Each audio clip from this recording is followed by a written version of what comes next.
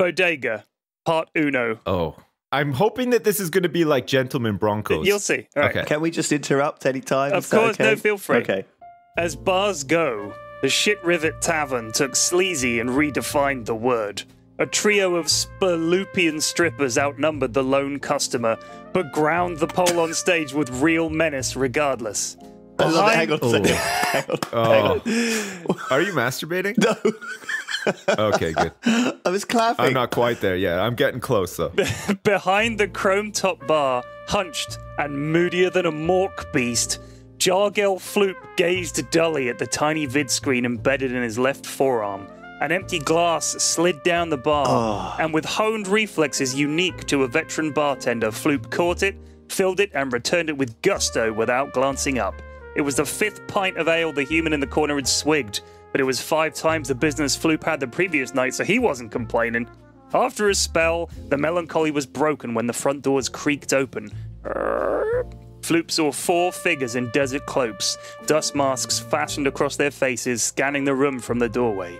Their eyes settled on the human ale swigger at the far end of the bar. They broke formation. 2 sat at tables either side of the door. 1 sat a ways behind the ale swigger, and the 4th approached the bar with all the cockiness of a Krell sleuster.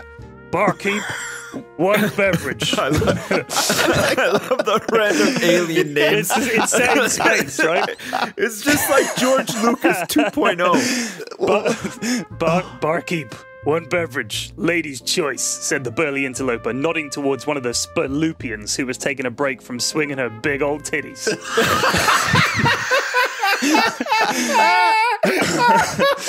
Oh, shit! Out of nowhere! The Spurloopian titties!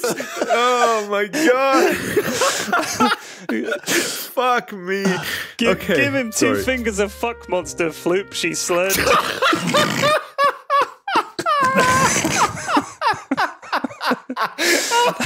Oh, shit! I'm God. not ready! I was not prepared. Floop grinned and poured the black liquor into the traditional phallic drinking vessel and gently pushed it towards the man. Leaning in close, the stranger peeled back his face mask, revealing row after row of razor-sharp, off-world combat teeth. Oh, yes. He had no way of knowing Floop was odontophobic, so it really was just one of those weird coincidences typical of a space saloon. Put the chompers away, mister.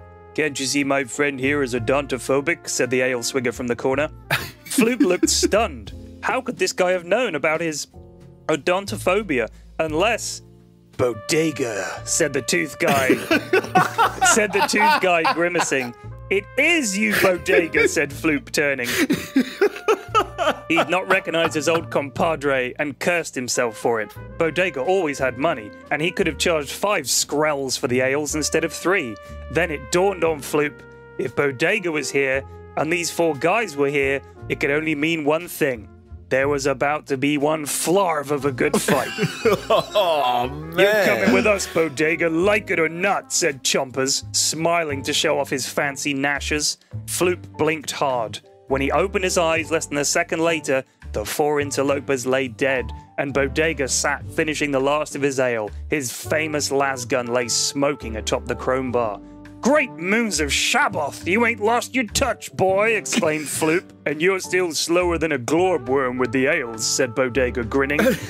He played the fight back in his mind. He'd seen the 4 fellows follow him, of course, and had calibrated his lasgun to instantly pierce their Shrovian armor.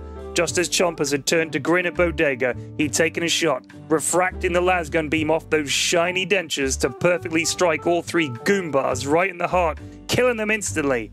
Then, to finish off the leader, he'd simply angled the lasgun beam up off the 3rd incisor in row 5, lower, and turned the leader's brain into Vomanian swamp noodle soup. Man. Bodega, said Floop, grinning.